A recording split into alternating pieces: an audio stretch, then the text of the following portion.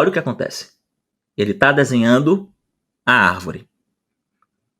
Ele está desenhando a árvore de que ponto de vista? E olha como fica o quadro. Vocês estão entendendo? Essa foto aqui representa uma metáfora que eu quero que você mergulhe e eu quero que você experimente essa metáfora na tua vida. Mergulha e experimenta essa metáfora na tua vida. Entende? Olha o que acontece. E aí eu quero que você preste atenção nisso aqui, tá bom? Eu quero que você preste atenção nisso aqui, olha. Teu mapa de experiência, o teu mapa, a forma como você vê o mundo, não é o território. Existem vários ângulos através dos quais você pode viver o mundo, ver o mundo. Vários ângulos através dos quais você pode ver o mundo, tá? Vários ângulos. E eu quero contar uma história aqui para você, para que a gente possa entender isso aqui em profundidade, tá? Preste atenção nisso aqui. Quando eu tinha por volta de 8 ou 9 anos, eu nunca me lembro a idade correta, tá? Eu vivi talvez uma das coisas mais difíceis da minha vida. Eu pensava que a coisa mais difícil da minha vida tinha sido a depressão de minha mãe. Só que não foi. Pelo menos em termos de impacto na minha vida. Quando eu tinha por volta dessa idade, meu pai perdeu o emprego e a gente pensou que meu pai ia conseguir um emprego. Meu pai trabalhava em supermercado. E a gente pensou que meu pai ia conseguir um emprego, como sempre aconteceu. Ele perdia o emprego e ele arranjava um outro emprego. Só que dessa vez o seguro-desemprego passou e meu pai não arranjou emprego. Não arranjou emprego. E eu cheguei a determinados momentos em que a gente estava em casa e que só tinha uma farinha, pegava um ovo, colocava e a gente comia. E outros momentos em que eu, criança, não entendia, mas hoje, como adulto, eu entendo, em que eu estava ali, naquela cena, me lembro que a casa era muito humilde, enfim. E eu me lembro que a gente... minha mãe... Eu me lembro como se minha mãe pega lá a farinha, ela frita o ovo, joga a farinha, e aí ela coloca no prato, e aí eu começo a comer, e aí eu pergunto pra minha mãe, mas minha mãe, a senhora não vai comer não, minha mãe? E aí minha mãe responde assim pra mim, eu não tô com fome não, meu filho. Eu não tô com fome não. E aí eu simplesmente como. Mas o adulto entende o que aconteceu. Eu acho que vocês conseguem entender também. E aí, quando roda a cena um pouquinho, que vai pro futuro, outras situações, por exemplo, em que eu digo, minha mãe, eu tô com fome.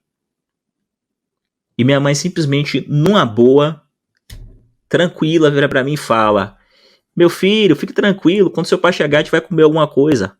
Vai correr, vai brincar que a fome vai passar. Durante muito tempo, quando eu cresci, gente, eu achava que ter passado fome me prejudicou. Eu me sentia literalmente menor que as pessoas. Eu tinha vergonha. Por exemplo, eu, durante muito tempo, nunca falei isso que eu tô falando aqui pra vocês. Hoje eu já falei isso várias vezes em outras lives, mas durante muito tempo eu não falei isso. Porque eu tinha vergonha. Alguém aqui tem vergonha de alguma coisa que aconteceu no passado e que tem medo de falar? Vergonha? Isso é um sinal de que isso está governando tua vida, se isso está acontecendo. Quando você não consegue falar, quando você não toma posse de alguma coisa que aconteceu no teu passado toma posse de você. Quando você não processa o passado processa você.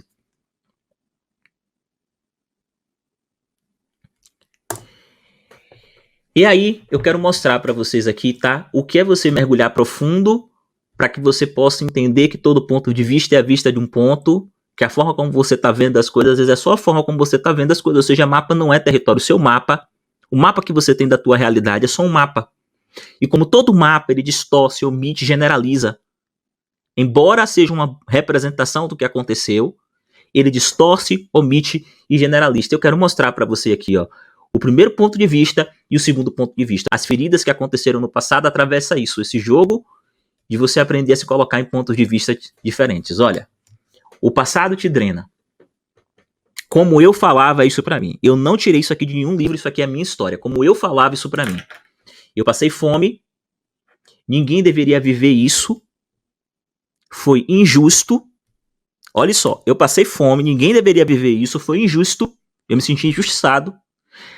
Deus não gosta de mim.